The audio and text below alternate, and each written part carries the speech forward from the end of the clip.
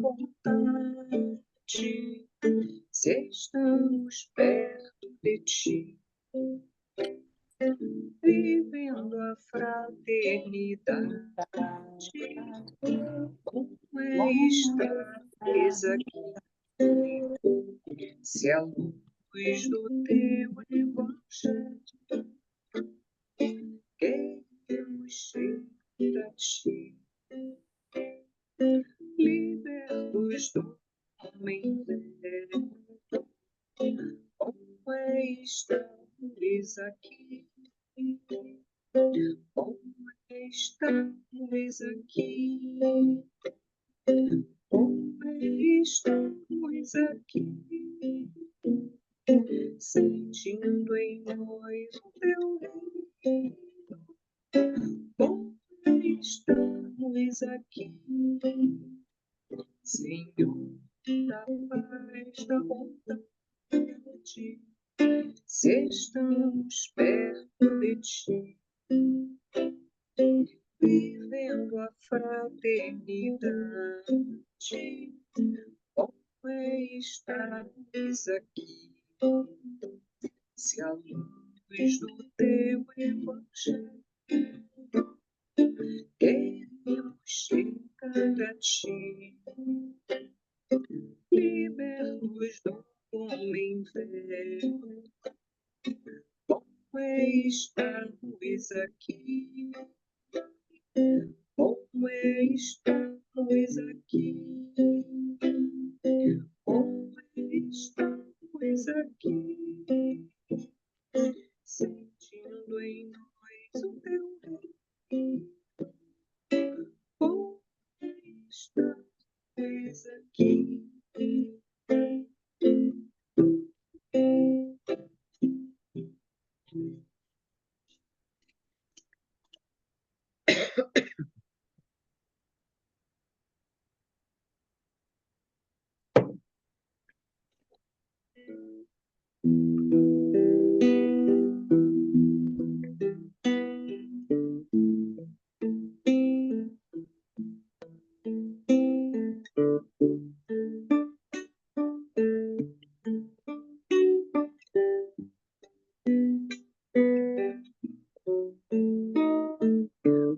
sentimento me ronda,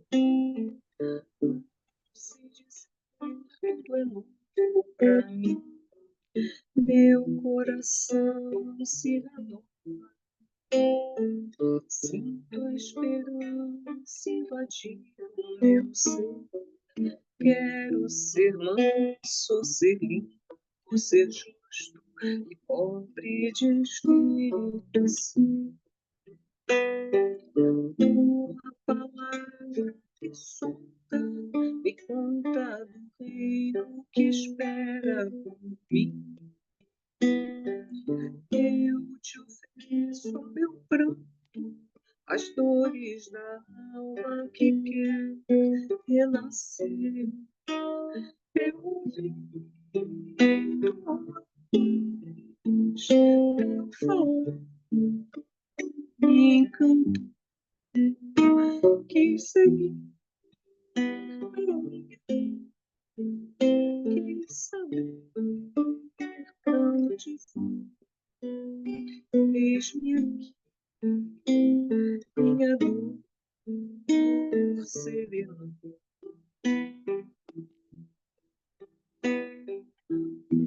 Sentimento me muda,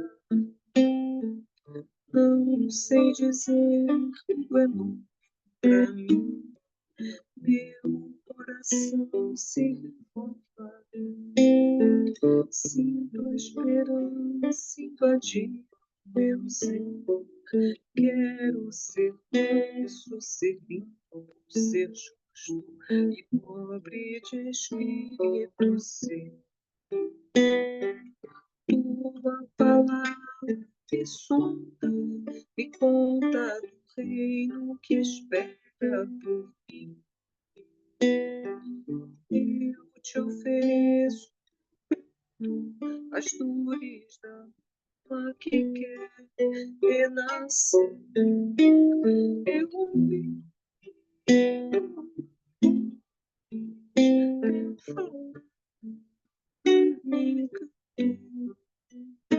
que seguir caminhando saber pra onde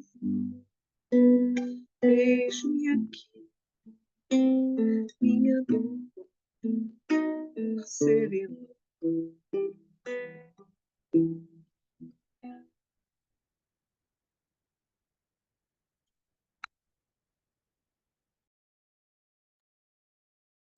Boa tarde a todos, muito feliz de estar aqui com vocês novamente, de ver esses rostinhos, muito bom. Mesmo assim, à distância, é muito bom poder estar com vocês, muito bom. Não sei como é que está o andamento de quem tem feito as últimas preces, e aí quem, não sei, quem que gostaria de fazer hoje, quem tem feito, não sei. Sandrinha, você quer fazer hoje? Hoje que você chegou na hora, sim? Boa tarde a todos, queridos. Como é que está a minha internet aí para vocês? Que hoje ela está meio esquisita desde de manhã. Tá boa. Você está congelada aqui. Eu estou vendo vocês congelados. A gente está te Vocês ouvindo estão me bem. ouvindo? Sim, perfeitamente. Então vamos fazer, né? É o capítulo 17 de Vinha de Luz, não é isso? Isso, a prece Auxílio primeiro. eficiente. A prece, Sandrinha. Sim, mas é o capítulo Isso, 17, não é isso? isso, isso. Então vamos à nossa prece. Senhor querido, Mestre de nossas vidas, que em nome de Deus, nosso Pai, está sempre conosco, nos momentos de alegria, nos momentos de tristeza, seja onde for, Senhor, Tu estás conosco. Por isso, Mestre, aqui estamos agradecidos, porque temos a oportunidade de juntos estudar esta obra que nos auxilia a nos encontrar, Senhor, a buscar-te verdadeiramente.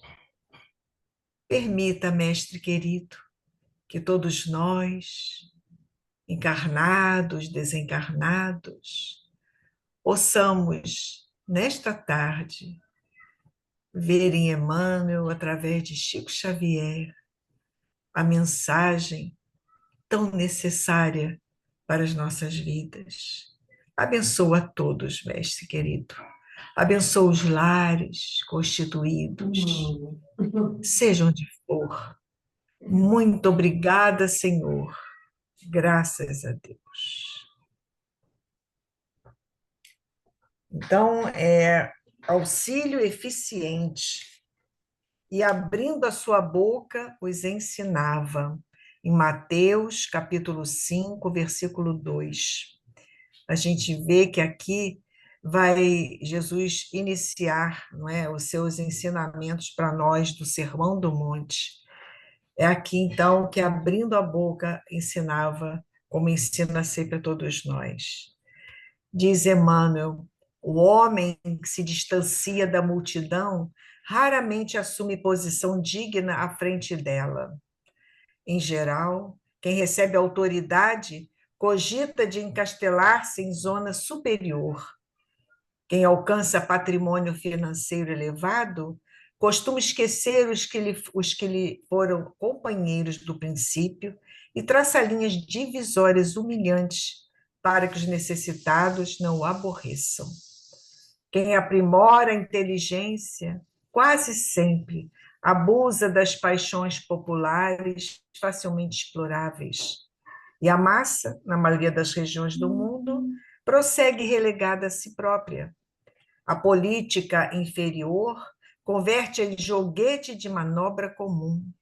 O comércio desleal, nela procura o filão de lucros exorbitantes.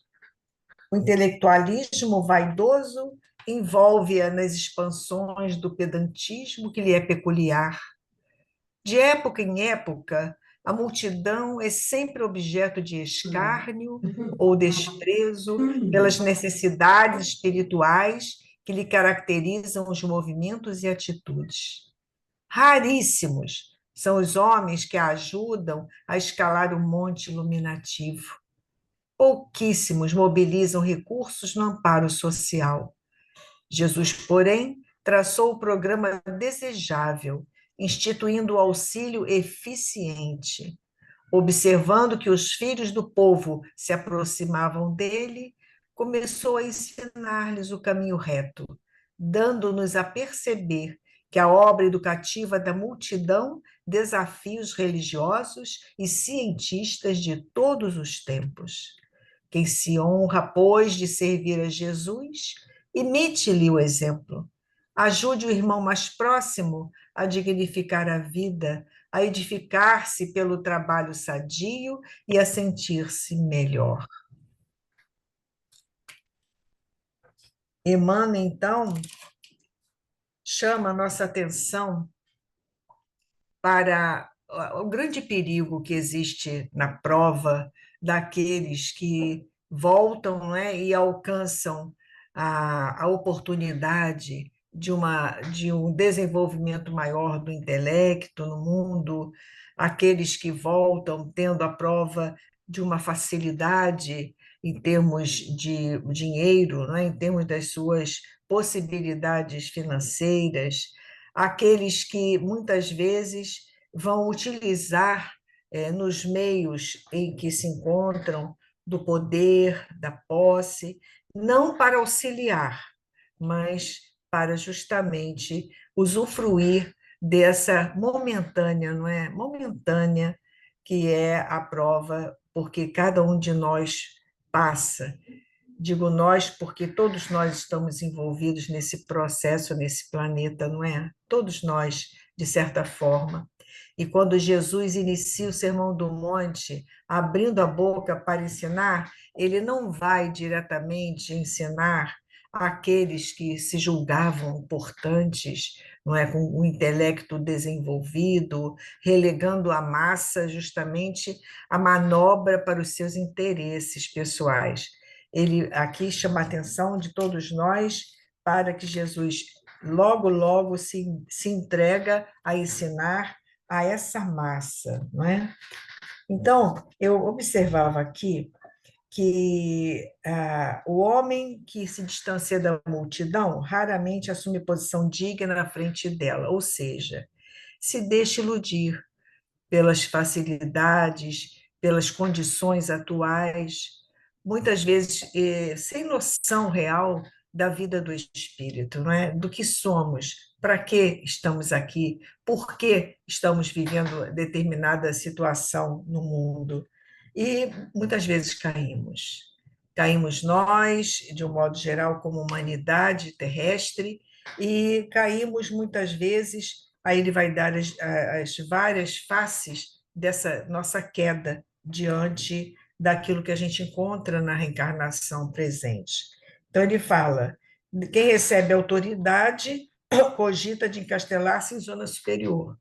Isso é muito, muito claro, desculpem, de se ver quando a pessoa recebe uma prova desde que nasce de uma vida difícil e que muitas vezes ela, quando chega numa fase da vida, ela vai modificar essa prova para algo mais confortável. Tudo bem, tudo ótimo, não é? Quando nós sabemos nos valer desse instrumento diante da vida, diante dessa certeza que temos da continuidade da vida. Acontece que, muitas vezes, o que ocorre é que a pessoa passa a se julgar numa posição superior. Esse é o perigo, né?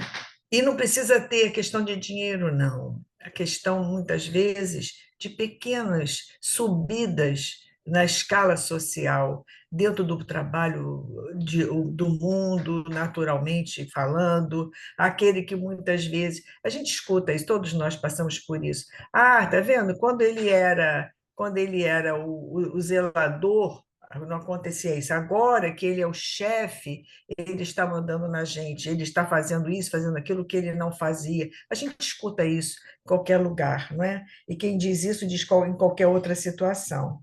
Patrimônio financeiro nem se fala, não é? A pessoa vai se acomodando a uma situação mais fácil, aí começam a vir as tentações, não é?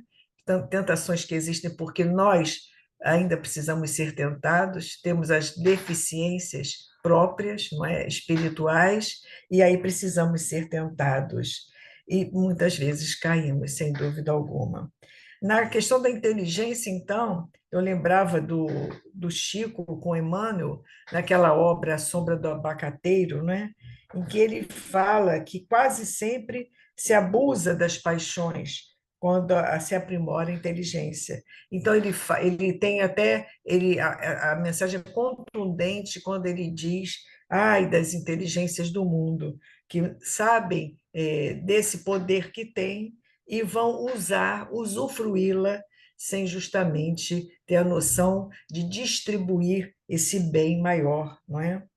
A política, nem precisamos falar do que ocorre no mundo, do que vem ocorrendo, não só hoje, não é?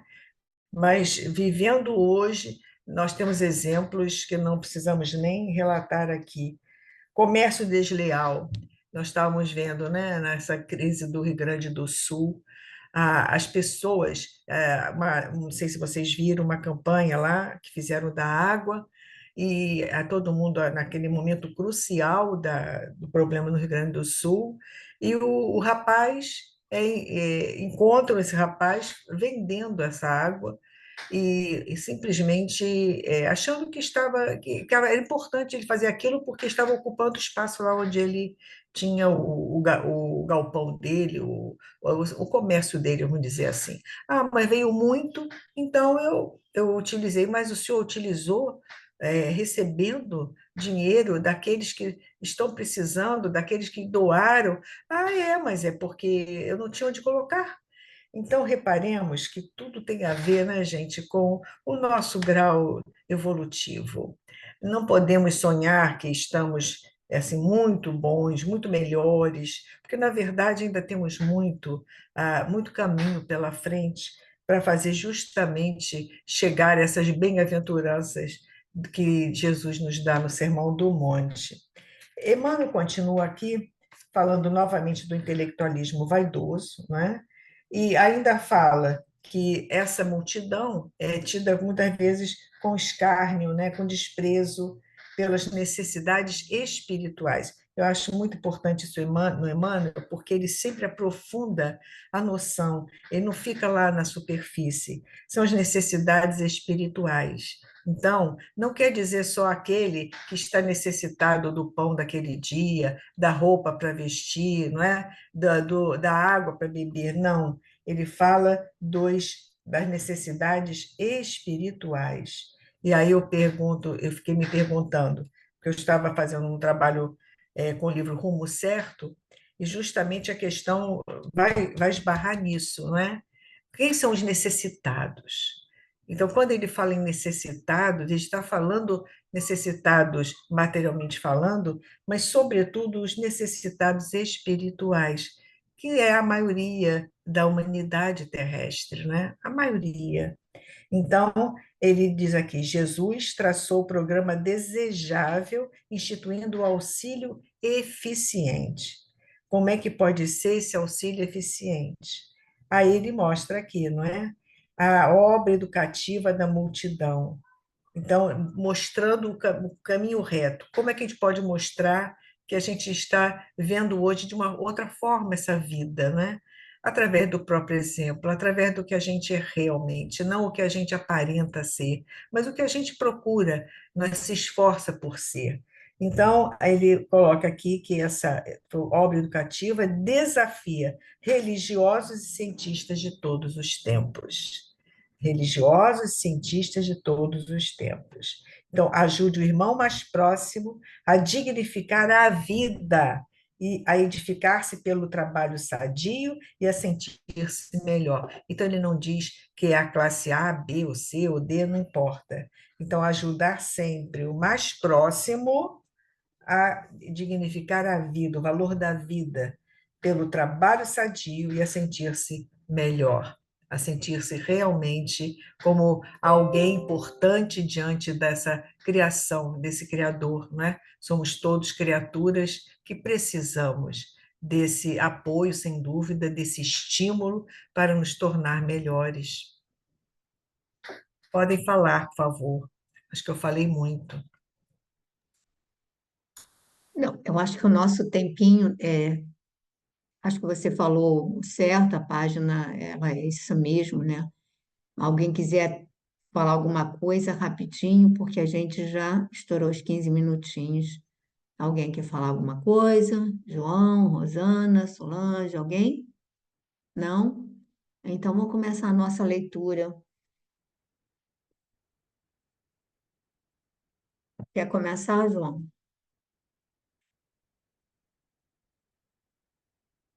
Sim, posso.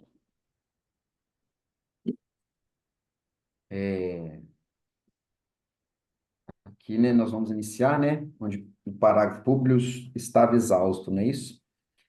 E aqui a gente, só para, né, pra dar aquela relembrada, a gente continua, né, continuando, né, aqui Emmanuel vai falando, né, dessa ida de Públio Lentulus, nesse retorno dele a Jerusalém, né, junto com seu amigo, né, Flávio Castros, né, acho que é isso mesmo. Aí ele, né, encontra com o filho do imperador, né, com Tito, e, né, ele ganha, né, tem ali a confiança, né, dele, acata seus conselhos, mas ele percebe ali, toda essa tragédia, essa carnificina que vem se perpetrando ali, né, nesse cerco do Império Romano a Jerusalém, né? Então ele ia aqui mostra, né, Emmanuel à frente aí, né, no campo de batalha, inclusive até avançando, né, se expondo junto com um amigo aí e, e ele, né, acaba sendo levado aí, né, lá, né, para acho que é isso mesmo, né? Ele acaba sendo levado depois aí para, né, a, a presença daqueles que estavam à frente do cerco lá né, contra os romanos aí. Então ele começa, Públio estava exausto, lembrou seus primeiros dias em Jerusalém, recordou a visita daquele agricultor inteligente e revoltado, procurou rememorar intimamente as providências que adotara na qualidade de homem público, a fim de que o filho do judeu voltasse ao lar paterno, não se lembrando de haver destilado tanto fel naquele coração irresignado. Deliberara nada dizer diante da sua figura exasperada e truculenta, atendendo às suas íntimas disposições espirituais, mas em face da ousada insistência, sem abdicar às antigas tradições de orgulho e vaidade que o caracterizavam noutros tempos, e como se desejasse demonstrar desassombro em tão penosas circunstâncias, replicou afinal com energia: se vos julgais aqui no cumprimento de uma obrigação sagrada, acima de qualquer sentimento particular e menos digno, não espereis que se vos peça comiseração pelo fato de cumprirdes o vosso dever. André de Gioras franziu o sobrolho, exasperado com a resposta imprevista, andando de um lado para outro, no amplo gabinete, como se estivesse a cogitar o melhor meio de executar a tremenda vingança. Depois de alguns momentos de sombrio silêncio, como se houvesse chegado a uma solução condigna dos seus tigrinos projetos, chamou com voz soturna um dos guardas numerosos, ordenando: vá depressa e dize a Ítalo, de minha parte, que deve aqui estar amanhã, às primeiras horas, de modo a cumprir minhas determinações. Enquanto o emissário saía, dirigia-se aos dois prisioneiros nestes termos: a queda de Jerusalém está iminente, mas darei a última gota de sangue da minha velhice para exterminar as víboras do vosso povo. Vossa raça maldita veio cevar-se da cidade eleita, mas eu prezo a minha vingança em vós ambos, orgulhosos dignatários do império, da impiedade e do crime. Quando se abrirem as portas de Jerusalém, terei executado meus implacáveis desígnios. Vamos parar, João? Sim, na verdade, acabou que ainda tinha mais coisas aqui, né? Ele reencontra, né? Quando ele é capturado ali, né? Ele reencontra o André de Gioras, que é o pai Do do, Saul. Do do Saul. Saul, né? E ele o reconhece de imediato ali, né? E como é que a gente, né? Quis, né? Os caminhos se cruzassem novamente e ele, né? A gente percebe aqui, né? Que ele, né? Tá no intento, né? Forte de se vingar, né? De exterminar, a gente percebe aqui que ele quer, né? Mesmo sabendo já da derrocada ali, né? Que o cerco, que a destruição ali, né? Que os romanos retomariam a cidade, né? E trariam a cabo todos, né? E destruir o templo, né? Todos aqueles massacres e aquilo, ele já tinha ciência de que isso não tinha volta, né? Mas ele ali, mesmo assim, ele quer levar a termo a sua vingança, né? E que achei assim forte aqui, né? Que Emmanuel não perde ali, né? A sua postura, né? Né? Ali ele, né? Relembrando, né? é, Ele fala aqui né?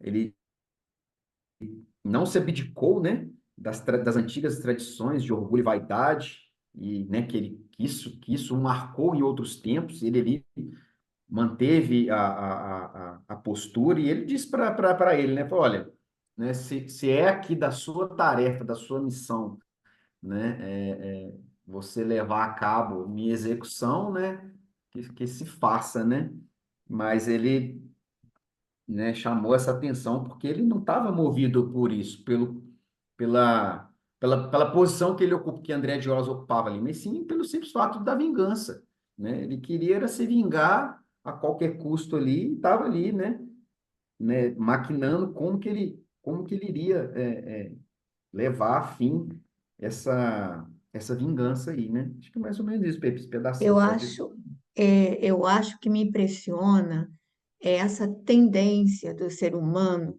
quando ele cultua a volúpia da vingança. Quando a gente cultua, a gente agasalha dentro da gente esse prazer da vingança, é a volúpia da vingança. A pessoa quer se vingar, porque pensa bem, esse André de Giones, tudo bem, naquele primeiro momento ele sofreu, ele se sentiu humilhado porque o Públio Lentulus não o ouviu. Em sã consciência, o Públio depois manda libertar o filho, mas a gente, todo mundo sabe da história.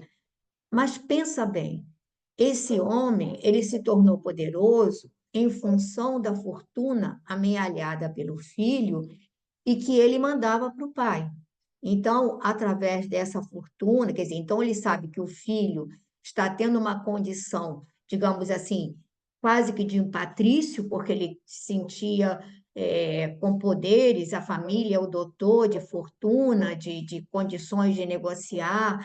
Então, ele estava tendo uma vida que, em sã consciência, se ele estivesse vivendo com o pai, ele seria um obscuro agricultor lá dos cantinhos, que ele não tinha nem terra para ele poder cultuar para si, para sua subsistência. Então, eles tinham uma vida miserável, e agora esse senhor, né, o André de Gioras, ele desfrutava de uma condição de prestígio no templo, que o torna, digamos assim, um dos chefes da rebelião. Ele tinha esse poder dotado. Então, uma pessoa sensata diria assim: nossa, passamos por uma provação, foi difícil o período em que eu não sabia a notícia do meu filho, mas olha, graças a isso, hoje nós estamos tendo uma vida melhor. E, no entanto, ele usufrui de tudo de melhor que essa nova condição lhe oferece, mas não abdica do prazer de cultuar o ódio, e a gente vê esse ódio não apenas ao Públio, e a gente não quer antecipar, porque a gente vai ver como ele cuida desse filho do Públio, mas a gente vê esse ódio ao Públio e um ódio mortal à raça em si, porque, no fundo, o orgulho judeu não tolerava, a gente sabe da maneira como eles lidam com negócios, da facilidade que eles têm, né, de multiplicar a fortuna e tudo mais. Então, ter que dividir uma parcela que fosse do trabalho deles, ou seja, para o Império Romano, aquilo os incomodava. A gente vê em Paulo de Tarso que ele, no início do livro, ele diz que o sonho dele era poder pisar nos romanos, era poder fazer deles o que eles faziam. Ou seja, se ele fosse, se os judeus fossem, Emmanuel chega a colocar isso, se os judeus que estivessem no domínio, eles seriam muito mais tiranos do que os próprios romanos, né? Porque os romanos lhe deixavam liberdade religiosa, deixavam que eles até politicamente se administrassem, só interferiam em, assim, em motins maiores, em coisas. Fora disso, eles não interferiam na vida, é, é, digamos assim, íntima do povo, das tradições do povo judeu. E mesmo assim, eles tinham um ódio mortal. E por que eu chamo a atenção, gente? É porque esse é o câncer de todos nós, espíritos ainda inferiores, quando nos deixamos assim, como é que eu vou dizer assim, vitimar por essa gangrena que é o ódio, por essa gangrena que é o desejo de vingança. Às vezes a gente perde, eu não diria nem séculos, perdemos milênios perseguindo antigos desafetos de uma encarnação para outra, e não nos damos conta e não conseguimos, digamos assim, encontrar o caminho. Não pedimos paz aos nossos deuses, né?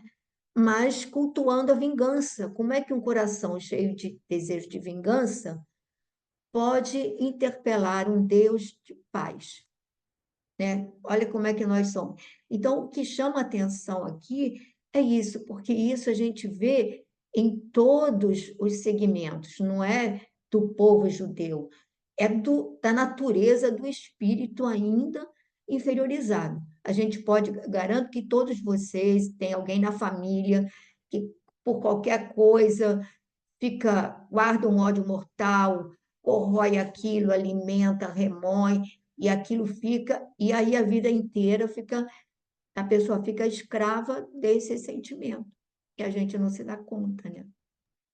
E Pepita, tem uma frase do Paulo Freire, que ele fala o seguinte, que a educação, quando não é libertadora, o sonho do oprimido é ser o opressor, Pois é. né? Então, assim, acho que a gente, enquanto nós não nos libertarmos, né? Porque, você vê, se passou tanto tempo, ele estava escravo daquele, a gente fica E só escravo desse levou ódio, vantagem. E veja bem, ele só levou vantagem. só, exato. Glorinha, pode falar. Estou vendo que você está aí toda.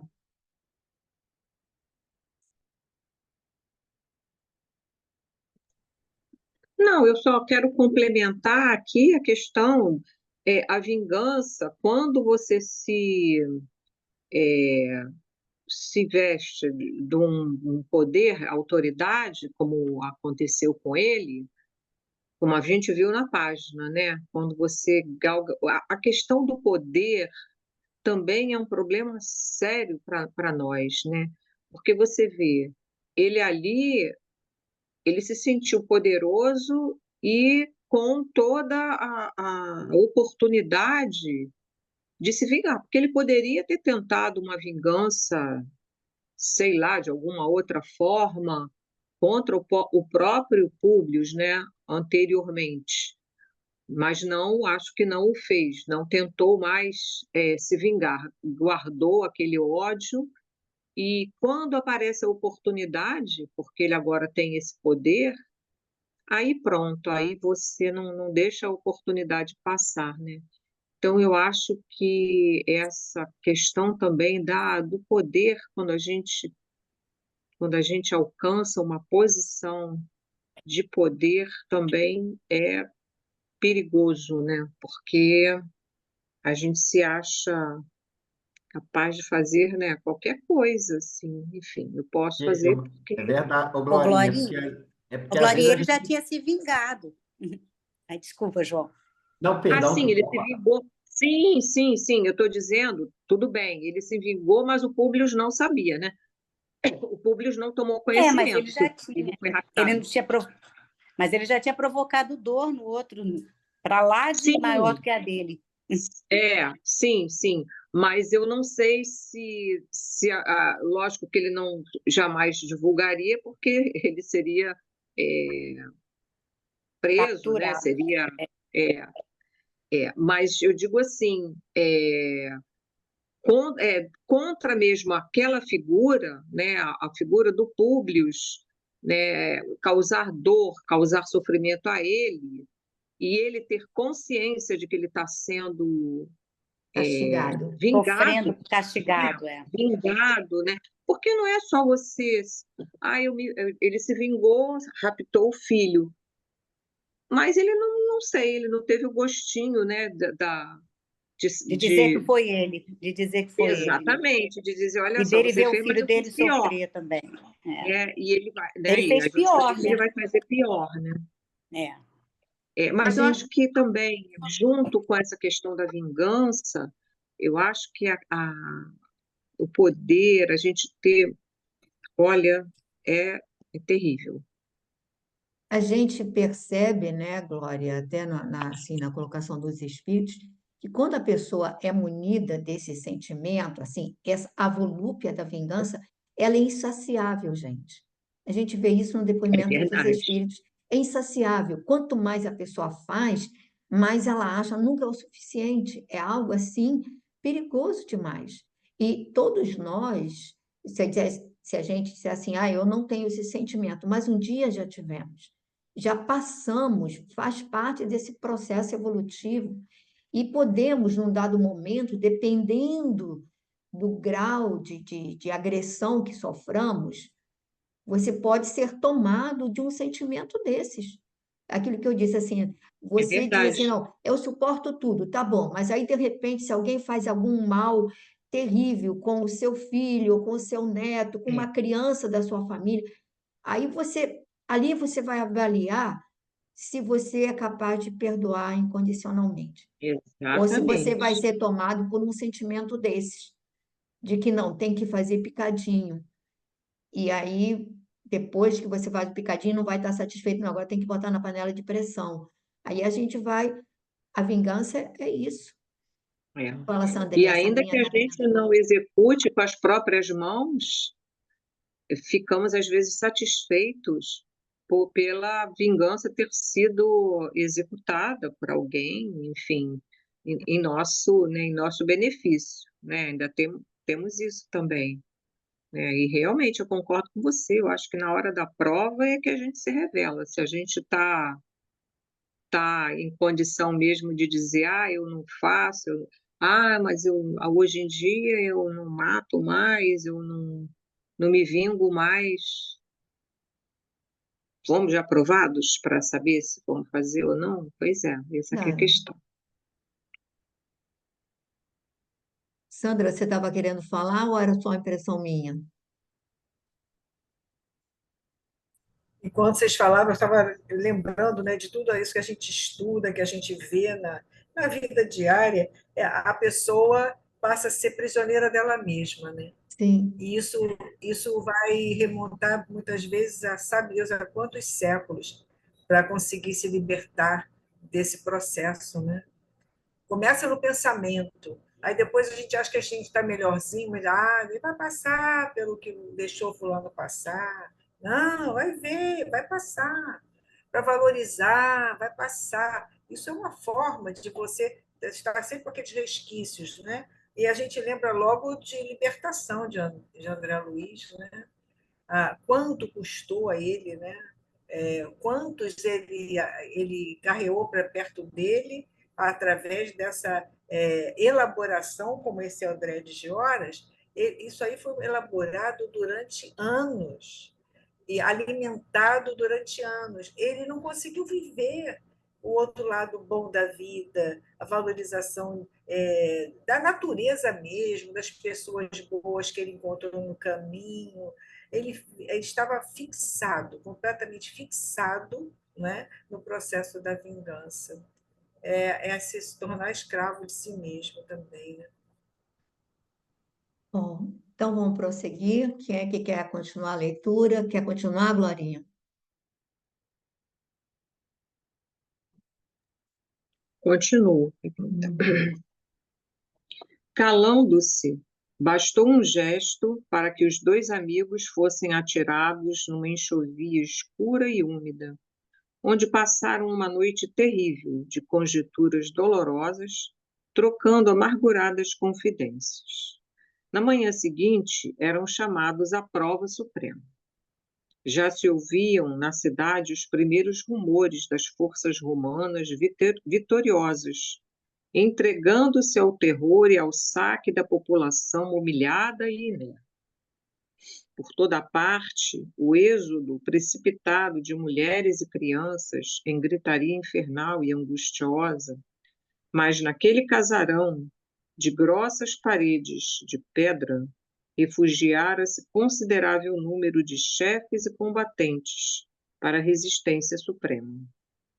Públio e Pompílio foram conduzidos a uma sala ampla, de onde podiam ouvir o ruído crescente da vitória das armas imperiais, depois de lances dramáticos e cruentos, em tanto tempo de terror, de rapina e de luta.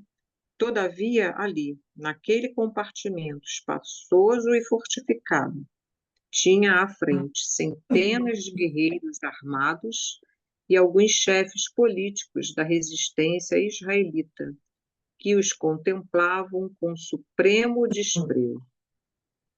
Diante do avanço vitorioso das legiões romanas, era de notar a inquietação e o pavor que dominavam todos os semblantes, mas havia um interesse geral pelos dois prisioneiros importantes do império, como se eles representassem o último objeto a que se pudessem cevar o ódio e a vingança. Modificando, todavia, aquela situação indecisa, André de Horas tomou a palavra em voz estranha e sinistra, que retumbou por todos os ângulos da casa. Senhores, estamos chegando ao fim da nossa desesperada defesa, mas temos o consolo de guardar dois grandes chefes da amaldiçoada política de rapina do Império Romano. Um deles é Pompílio Crasso, que começou a sua carreira de homem público nesta província desventurada, inaugurando um longo período de terror entre os nossos compatriotas infelizes. O outro, senhores, é Públio Lentulus, orgulhoso legado de Tibério e de seus sucessores na Judéia humilhada de todos os tempos, que escravizou nossos filhos ainda jovens e organizou processos criminosos em todas as zonas provinciais, fomentando o pavor de nossos irmãos perseguidos e flagelados, lá da sua residência senhorial da Galiléia. Pois bem, antes que os malditos soldados da pilhagem imperial nos aprisionem e aniquilem, cumpramos nossos desígnios. Vou dar uma paradinha agora. Estava esperando você falar mesmo. Pois é, né? O que a gente vê aqui, não é? Além dessa vingança pessoal desse senhor, né, de André de Joras, com certeza, né, ardia em todo o povo ali, judeu, aquele povo que estava resguardado ainda um pouco, né? Aí ele fala que era de pedra, né? Uma fortaleza, talvez, digamos assim, né? Onde talvez os mais poderosos, mais influentes ali pudessem ficar, né? Se proteger. Mas o que a gente vê é um ódio, não é? Que foi alimentado por uma política de tirania. A gente também não pode esquecer isso, né? O Império Romano, a gente lembra no Paulo Estevão, aquele senhor que ele é açoitado e humilhado, ele passa pelos soldados romanos, e os soldados mandam É o pai de que ele baixasse Estevão, a é o pai de cabeça. Estevão. Pai de Estevão, exatamente. E os soldados falam para ele que ele não podia encarar, então ele tinha que andar de cabeça baixa. E depois é levado a um processo lá que ele é expoliado dos seus bens injustamente, não podia recorrer, não podia. Então, eu acho que também como o próprio Emmanuel coloca aqui as palavras dele, né? Que era um poder de impiedade, crueldade, né? Mas, Então, esse império romano fez, né? Cometeu injustiças, maldades, né? Aprisionou, escravizou, humilhou. E, como você falou, né, Pepita, a gente ainda vive nesse joguete de sermos vítimas e algozes, né? A gente não perde a oportunidade de ser algoz do nosso ofensor quando a oportunidade chega, né? Então, eu acho que isso também para os povos ainda é muito evidente, né? A gente vê aí, a gente pensava que o mundo não vai ter mais guerra agora, século XXI, e aí a gente vê todas as atrocidades se repetindo, né? E isso, o ódio de um povo ao outro, né? E aí quando você tiver a oportunidade, você vai devolver, enfim. Mas é, aí aqui o que eu vejo é isso, né? É, ele sabe, o André sabe que ele vai sucumbir, que ele vai, né, que ele vai provavelmente morrer, mas ele tem ali dois troféus, né, que ele oferece, né, primeiro para a vingança pessoal, e depois ele fala, né, para os outros ali que estão com ele, né, quem são esses dois romanos, né, e relembra, né, tudo que fizeram, um fez mas, isso, outro fez Glorinha, aquilo. eu acho que aí nessa, eu queria falar exatamente sobre o que um fez, o outro fez. Do Pompílio Craso, a gente não pode falar nada, não sabe. Mas com relação Uhum. ao Públio Lentulus, a gente sabe que, pelo contrário, ele, quando viu uma série de irregularidades de Pôncio Pilatos e de outros, ele saiu elaborando processos que acabou com a queda de Pilatos com relação à barbaridade.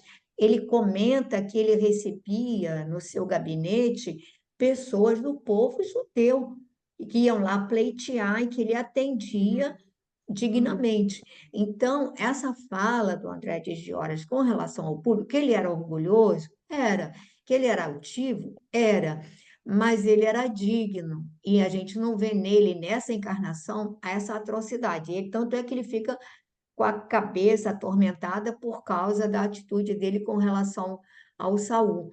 Então, aí é a leitura da pessoa plena de ódio, ela vai sempre ter uma visão que lhe convenha, né, do seu É, adversário, né? tudo bem, eu não estou. Talvez eu tenha falado a questão das atrocidades, não me referi exclusivamente Sim, ao sim, público, mas a sim, gente sabe, eu não é sei. isso, não? Né? A gente sabe que o Império Romano cresceu né, se formou em cima do sofrimento, né, É. de todos os povos que ele dominou.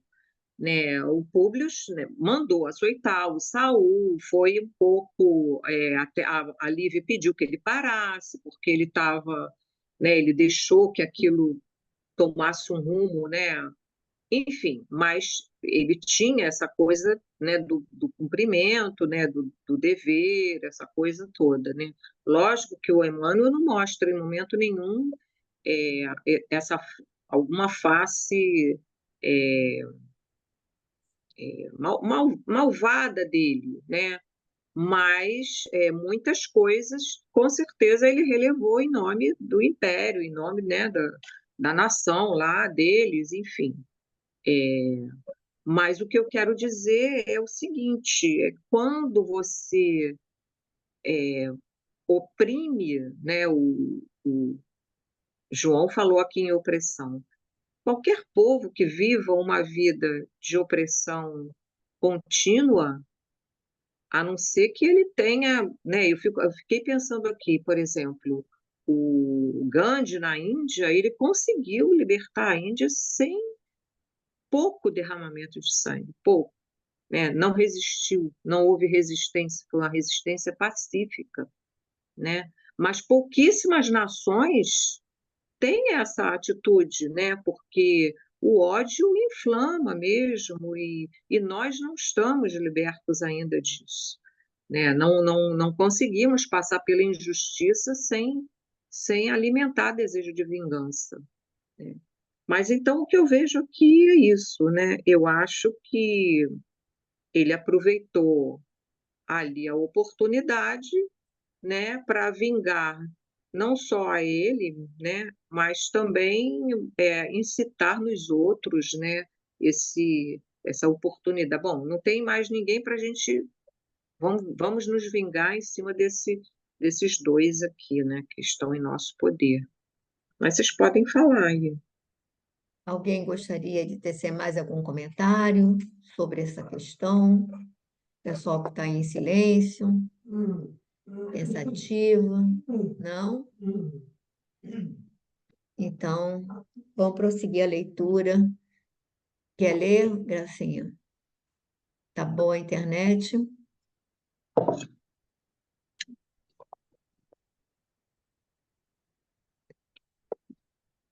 A minha internet não está muito boa, já caiu uma vez, mas eu posso tentar ir lendo, tá? Tá bom. Todos os presentes ouviram-lhe a palavra, como se fora a ordem suprema de um chefe a quem se devesse obedecer cegamente. Os dois senadores foram, então, amarrados com pesadas peças de ferro aos postes do suplício, sem liberdade para qualquer movimento, restringindo suas expressões de mobilidade aos olhos silenciosos e serenos no sacrifício. Nossa vingança, voltava o odiento israelita a explicar, deve obedecer ao critério da antiguidade. Primeiramente, deverá morrer Pompílio Crasso, por ser o mais velho e para que o vaidoso senador Públio Lentulus compreenda o nosso esforço para eliminar a vitalidade do seu império maldito. Pompílio fitou longamente o amigo, como se estivesse fazendo suas despedidas angustiosas e mudas na hora extrema.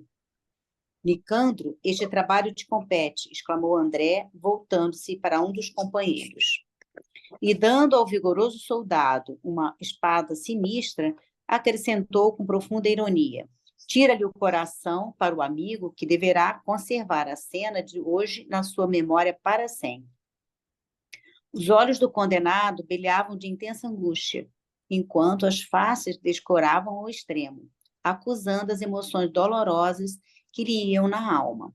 Entre ele e o companheiro de amargura, foi trocado então um olhar inesquecível.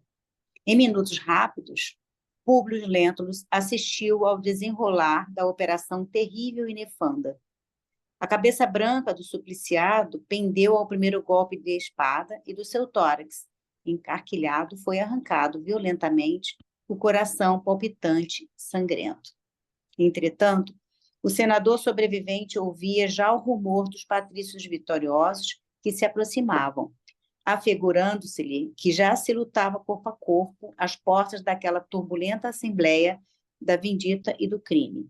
A monstruosa cena estarrecia-lhe o ânimo, sempre otimista e decidido, mas não perdeu a compostura altiva e rígida que ele a si mesmo se impunha naquele angustioso transe. Terminada a execução de Pompílio, feita à pressa, porquanto todos os presentes tinham consciência da horrorosa situação que os esperava diante dos triunfadores, André de Joras levantou novamente a voz.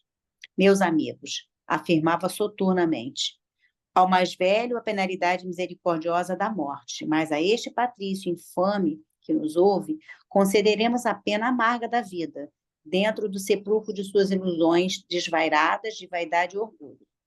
Públio Lentulus, o antigo emissário dos imperadores, deverá viver. Sim, mas sem os olhos que lhe clarearam o caminho do egoísmo supremo sobre os nossos grandes infortúnios. Deixá-lo-emos com vida, para que nas trevas da sua noite busque ver com os olhos dos escravos que ele espezinhou no curso da vida. Para aqui? Paro Para aí, aqui? Gracinha. Então, uma sequência horrorosa, né? Imagina, é suprema maldade. Além dele estar tirando a vida de uma pessoa, ainda manda tirar o coração para o outro ver, né? Uma coisa tremenda. E agora essa decisão de cegar o Públio Lentulus, né? Aí eu acho que aqui está sendo movido todo mundo pelo sentimento que a gente tem falado, né? Desde o início da leitura, que é de total obscurantismo. A pessoa se perdeu nas trevas para poder tomar uma atitude dessa, mas que certamente a gente não sabe o que fez no passado, né? Mas são atos que os seres humanos, nós, muitas vezes cometemos diferentes modos, é claro, mas não precisa ser tão palpitante assim, mas que cometemos as loucuras por não enxergarmos a verdade, né? Que somos todos iguais, que temos que guardar equilíbrio, que temos que amar o próximo, mesmo que o próximo não seja o próximo que a gente ama, a gente tem que aprender a perdoar e a seguir em frente, e não responder, né, com dente por dente, porque isso aqui é responder não dente por dente, olho por olho, é muito mais, porque você está dando muito mais de vingança do que você recebeu. Então, é muito além, né? É uma vingança que não tem medida. Então, é entrar pelo caminho da treva mesmo, por ódio, né? Por falta de equilíbrio, por não enxergar. É isso que eu pensei sobre isso aqui.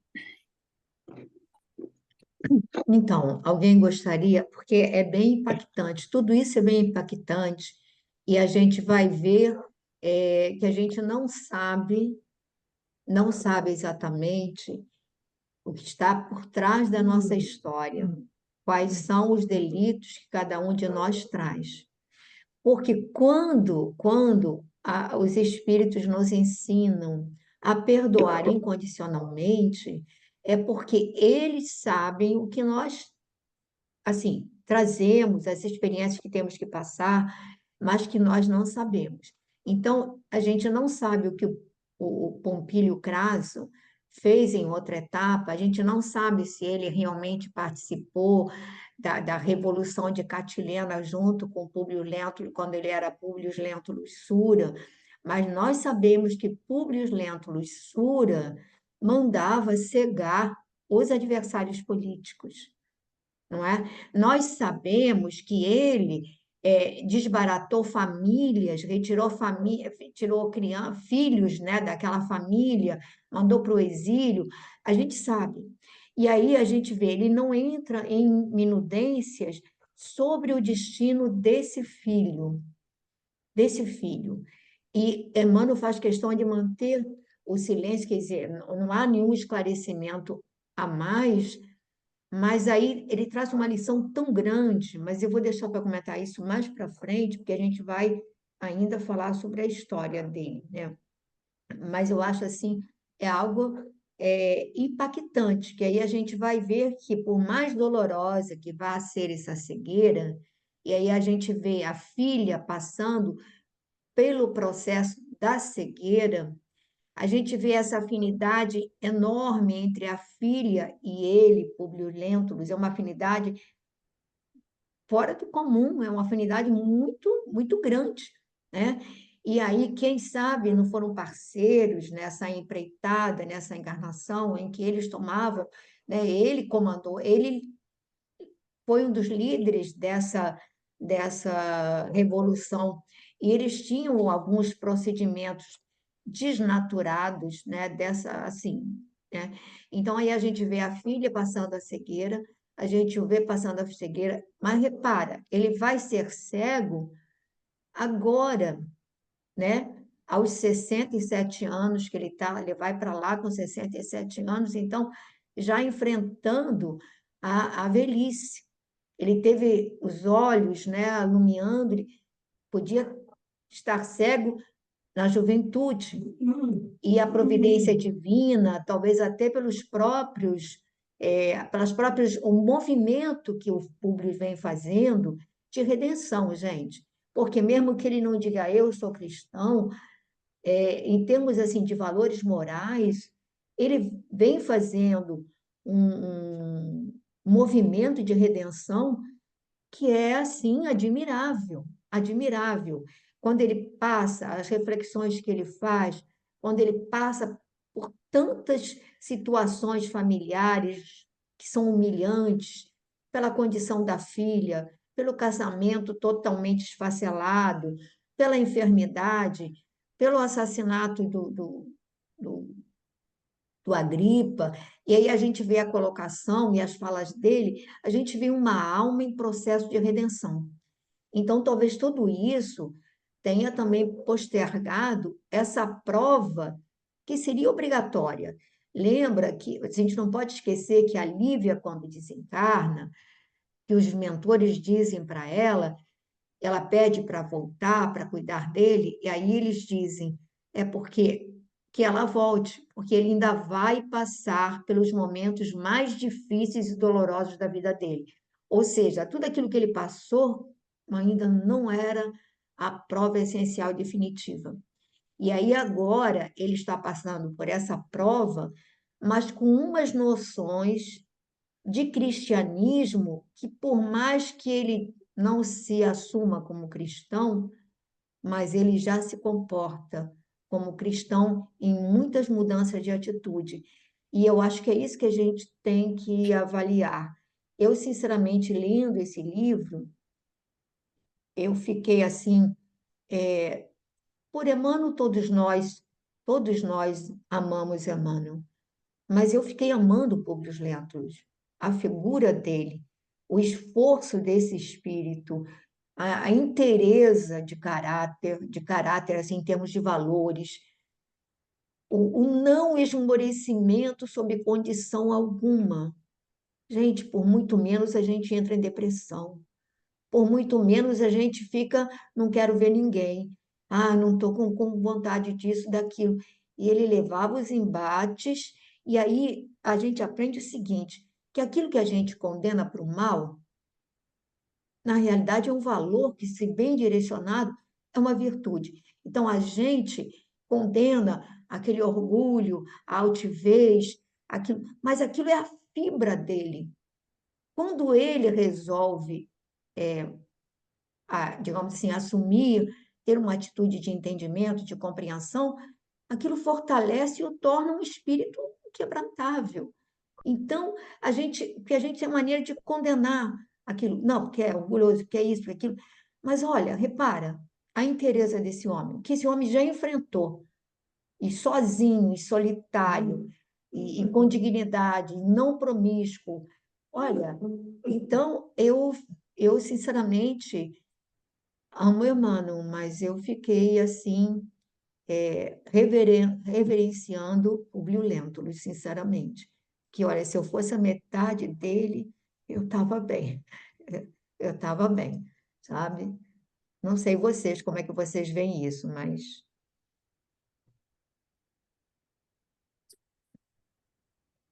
quem quer falar mais aí sobre essa questão aqui? Ninguém quer falar? Rosana, quer ler um pouquinho? Que lá já é tarde, a Rosana já deve estar com sono.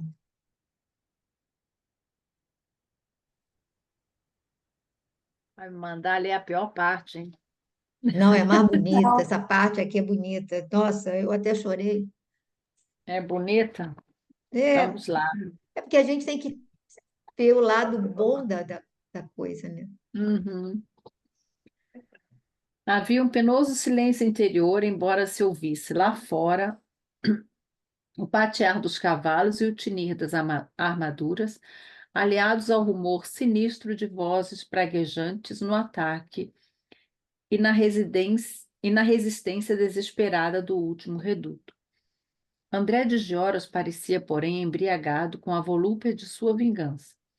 E mantendo o equilíbrio da assistência naquela hora trágica do destino que a todos aguardava, com a palavra magnética e persuasiva, exclamou energicamente: Ítalo, compete às tuas mãos a tarefa deste momento. Da assistência compacta e inquieta destacou-se um homem aparentando quase 40 anos, surpreendendo o senador pelos seus traços finos de patrício. Seus olhares encontraram-se e ele supôs descobrir naquela alma um laço de afinidade estranha e incompreensível. Ítalo, aquele nome não lhe recordava alguma coisa das proximidades da sua Roma inesquecida? Por que motivo estaria ali aquele homem, evidentemente de sangue nobre, combatendo ao lado dos judeus amotinados e intoxicados de ódio? Por sua vez, o verdugo, indicado pela voz soberana de André, parecia inclinado à ternura e à piedade por aquele homem velho e sereno, de mãos e pés amarrados ao poste da injúria, parecendo hesitar se devia ou não cumprir o sinistro e despiedado desígnio do seu chefe. Daí a minutos surgia de uma porta larga e sombria um guerreiro israelita, trazendo em ampla bandeja de bronze uma lâmina de ferro incandescente, cuja ponta aguçada repousava entre brasas vivas.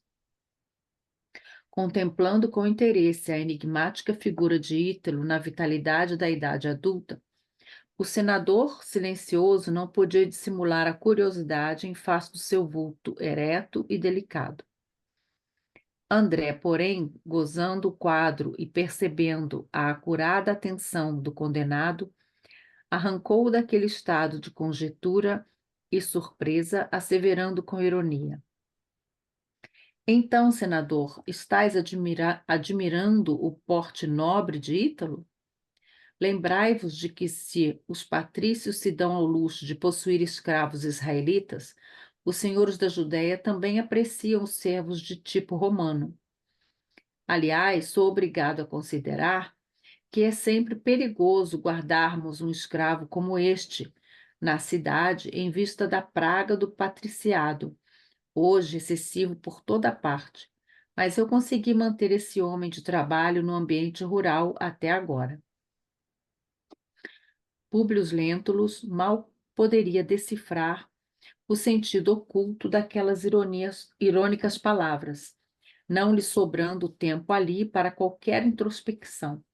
Observou que André se calara, atendendo à urgência com que devia ser levada a efeito a operação em perspectiva, de modo a não se perder o vermelho incandescente da lâmina fatídica. Diante de muitos olhares atônitos e desesperados, que não sabiam se fixavam a cena macabra ou se atentavam para a ruidosa penetração das forças de Tito,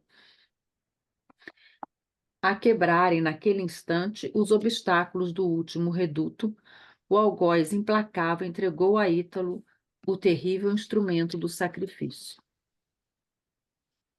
Continua?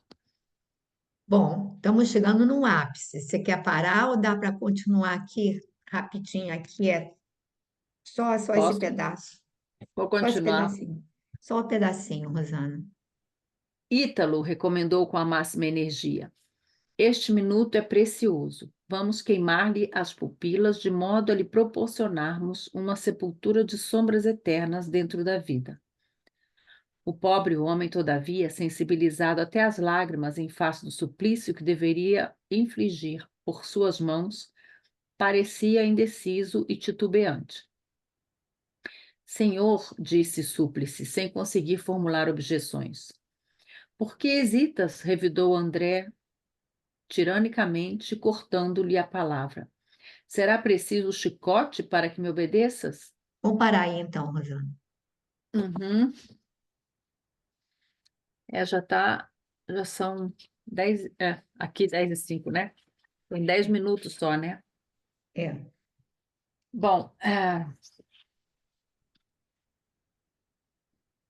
aqui mostra, logo lá no início do que eu li, né, que o Públio, de alguma forma,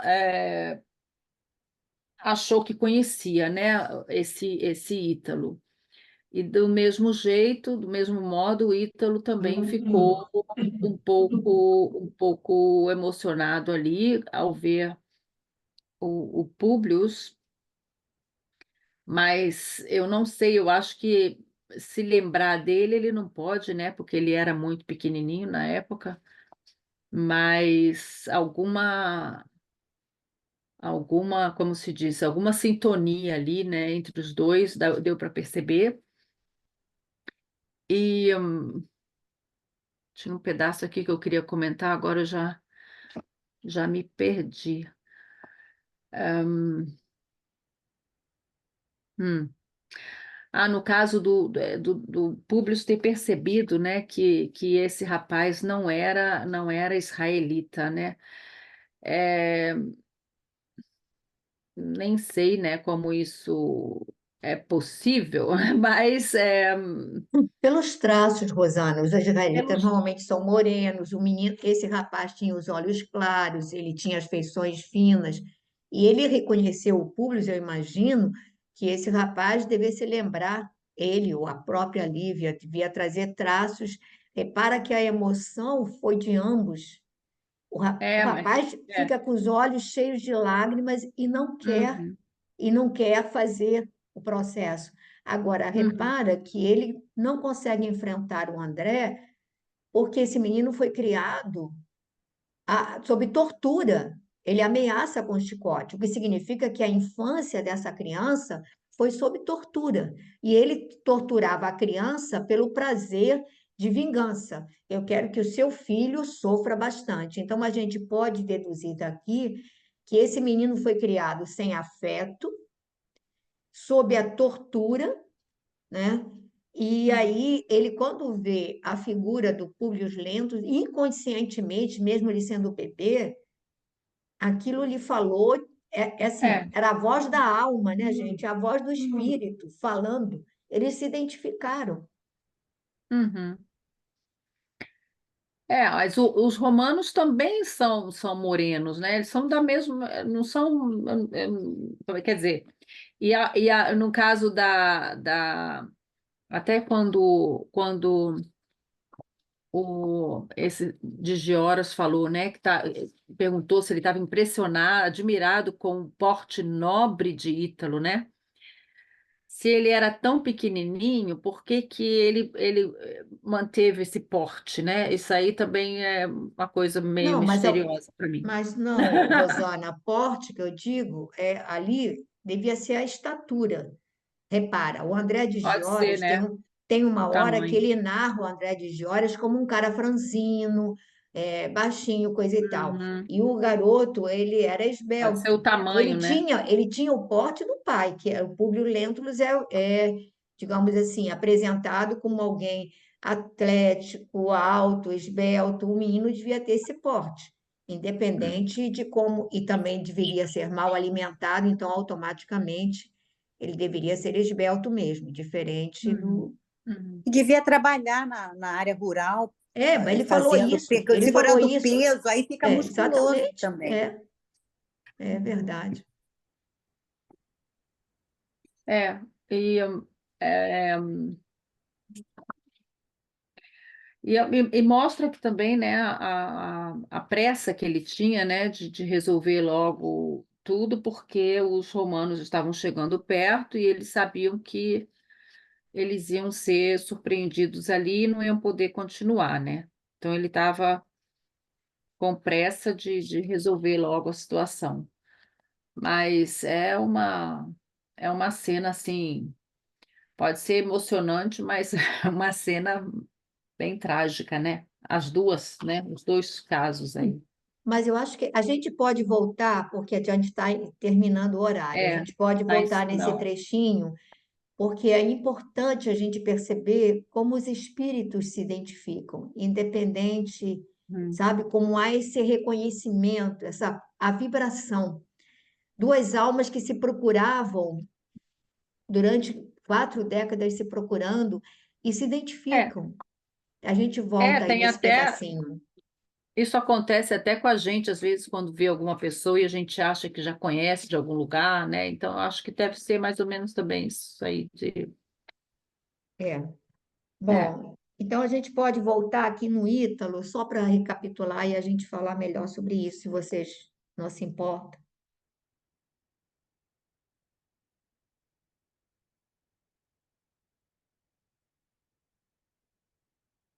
Florinha, pode cantar para gente?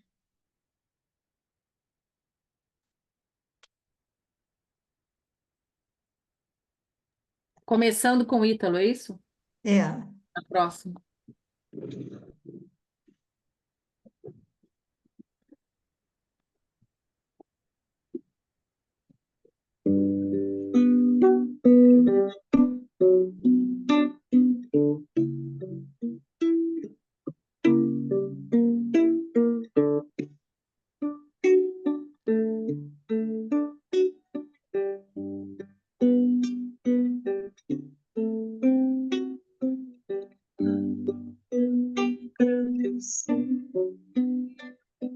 Senhor,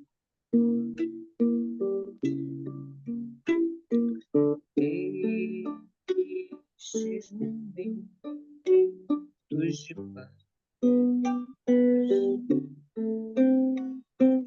nós te sentimos aqui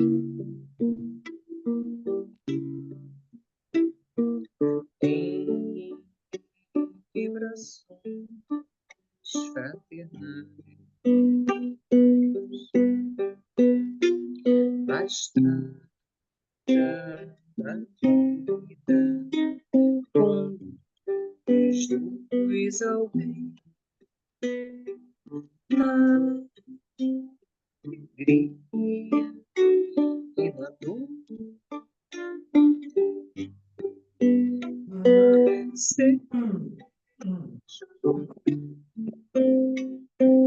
Nossa bandeira de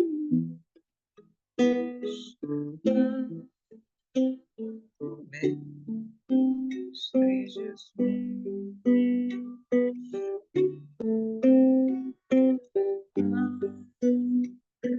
Senhor, Senhor,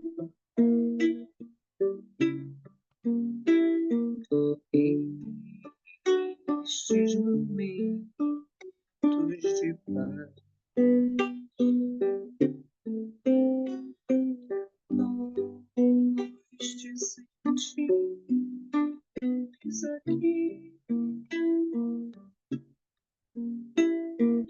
em vibrações fraternais, na estrada conduz ao bem.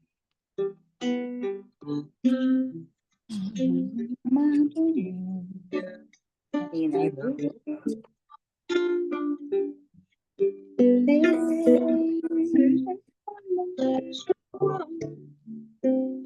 essa bandeira de luz.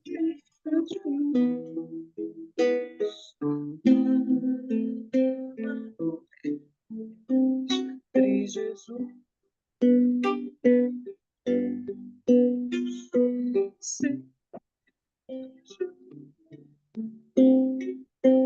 nossa bandeira de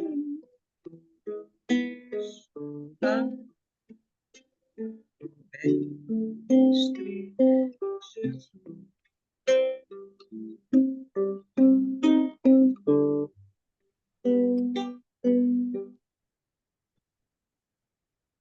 Então, nesse momento, nós agradecemos, Senhor, pela oportunidade de estar aqui, novamente reunidos, aos nossos amigos espirituais e os nossos amigos encarnados.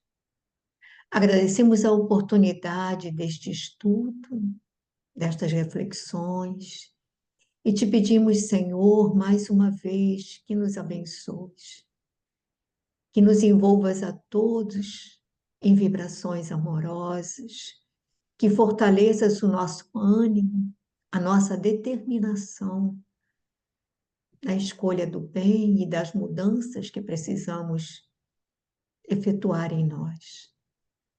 Fortalece, Senhor, o nosso propósito de melhorarmos. Abençoa os nossos lares, abençoa todos aqueles que colocastes na nossa trajetória. Ampara-os, Senhor. Permite que todos possamos abrir-nos ao entendimento da tua vontade e do teu evangelho. E fica conosco agora e sempre. Que assim seja.